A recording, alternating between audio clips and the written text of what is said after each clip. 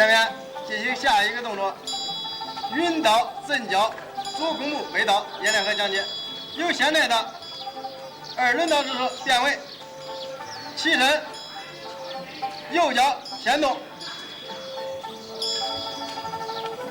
紧接着落下来震脚，呈左弓步，同时背刀。这个刀这时候要刀刃向上，目平视前方，前面为掌，做左弓步。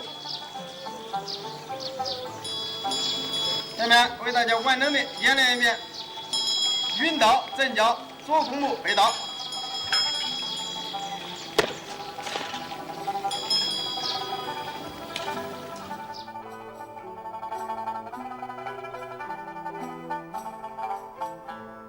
下面把第一段再完整的为大家演练一遍。